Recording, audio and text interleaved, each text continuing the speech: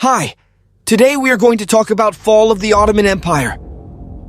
To comprehend the fall of the Ottoman Empire, it is essential to examine not only the events that led to this significant shift, but also those that followed the collapse.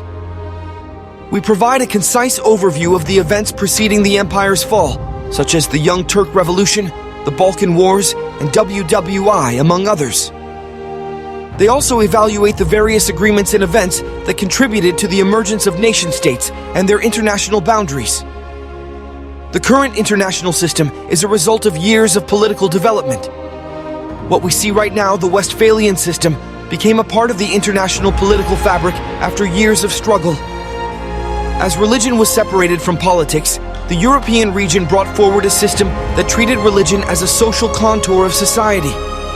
With that, the entire world experienced a wave of this non-religious political order, and the states or empires which relied on religion began to be treated as outdated for the New World Order that was strictly dominated by European values.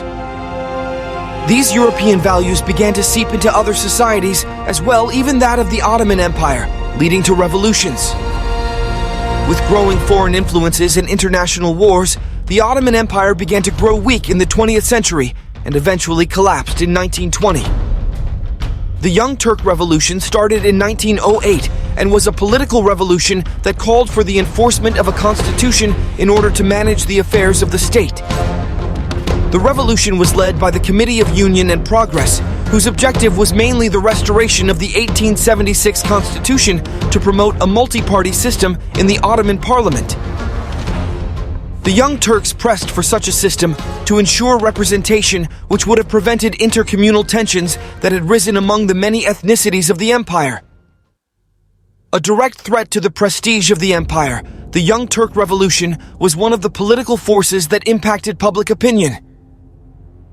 Enver Pasha, one of the close associates of Sultan Abdul Hamid, was also involved, and he eventually fled the country as the empire dissolved.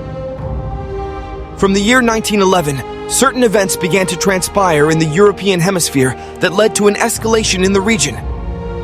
The Ottoman Empire suffered greatly when the Balkan League, composed of Serbia, Montenegro, Greece, and Bulgaria, allied themselves and declared war on the Ottomans in 1912. The aim was to retrieve the European territory that the empire had taken over.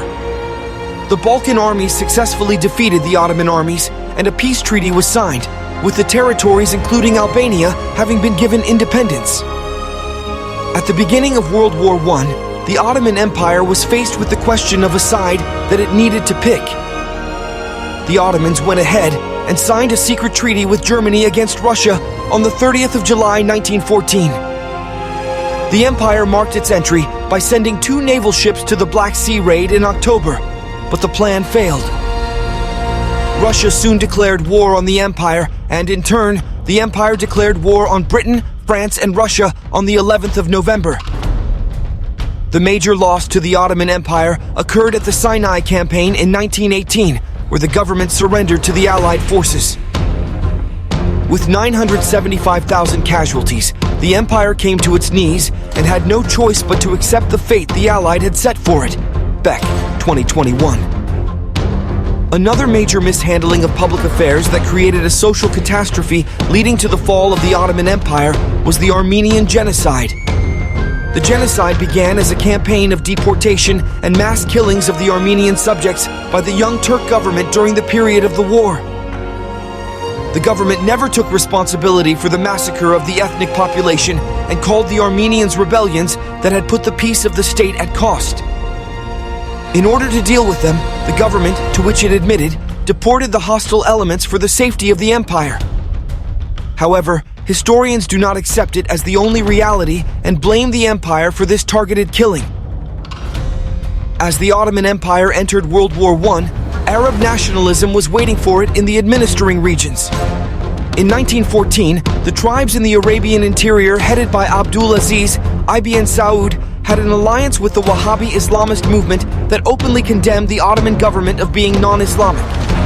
It accused the empire of enforcing a pan-Turkic national agenda that led to tensions among Syrian, Palestinian, and Mesopotamian subjects.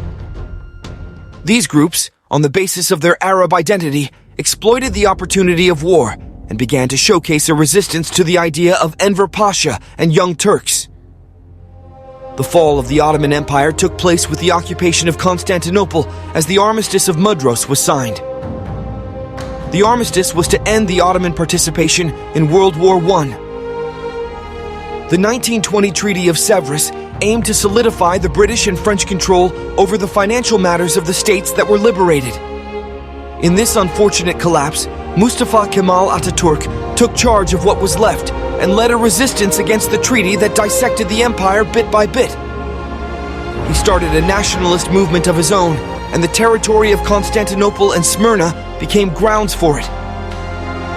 Ataturk eventually succeeded in his efforts and formed the Turkish Republic, becoming the father of modern Turkey in 1920. After World War I, the fall of the once prosperous Ottoman Empire gave way to a new age of colonialism-induced divides.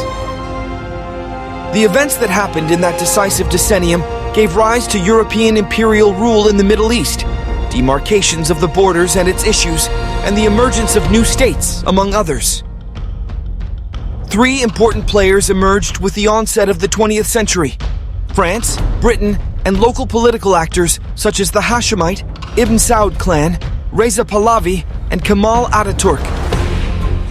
The demise of the Ottoman Empire resulted in a power vacuum, and these actors tried to attain more power.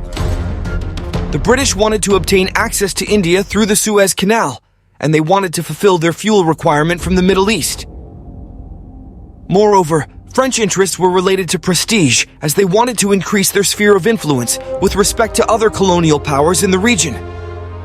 Thus, a marriage of convenience took place between France, British, and other local actors, with several agreements resulting from it, including the Balfour Declaration, the Sykes-Picot Agreement, the Entente Cordiale, and the Hussein-McMahon Correspondence. The Sharif of Mecca, Hussein, had an enormous interest in forming a greater Arab state extending from the Iranian border to the Mediterranean Sea.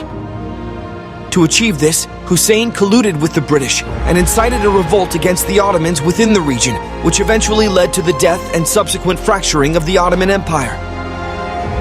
Hussein took this opportunity to solidify his control over the region by sending his sons to Syria and Jordan to establish Hashemite control over the region. However, their efforts were not successful, and soon the short-lived Hashemite dynasty found itself expelled from Hijaz by a revolt led by the Saud clan, and from Syria by French forces taking control, with only Jordan remaining under their influence. France took control of Greater Syria, which included Lebanon, with some portions of northern Iraq and Turkey. According to the terms of the agreement, Britain wanted to expand its influence over the Arabian Peninsula, Iraq, and Transjordan. Even the internationalization of Palestine had been promised. Anatolia had to come under the influence of Italy, and Istanbul had been promised to the Soviet Union. The British occupied Egypt in 1882 and wanted to expand its control over Suez Canal. They maintained their mandate system in Egypt, but riots against the British emerged in 1919. Consequently, British control over Egypt because of the strategic importance of controlling the Suez Canal turned extremely costly. So, they gave partial independence to Egypt on the 28th of February, 1921, but under some conditions such as influence and control over Sudan, domestic and foreign policies of Egypt, and control over the Suez Canal. Moreover, France annexed Algeria in 1830, Morocco in 1912, and Tunisia in 1881. The Ottoman dynasty had ended, and the British and France remained the most powerful actors in the region. France established its mandate system in Syria and Lebanon, while British continued its mandate system in Iraq and Palestine. Kingdom of Hijaz in Iran remained independent in the region of the Middle East. Kemal Ataturk introduced many reforms, including the national identity of Turkish citizens, nationalism, state engineering, and economic reforms and development in Turkey. The Ibn Saud clan, whose head, Abdelaziz, was a desert warrior, had been aided by the British. The map of the post-war Middle East was redrawn, and many new states emerged in the Middle East, such as Syria, Iraq, Jordan, etc. Some of the states that emerged at that time gained independence, including Turkey, Saudi Arabia, and Iran. while many states remained under British control until the late 1940s. However, the process of state building, which started at that time, continued till the 1950s and 1960s.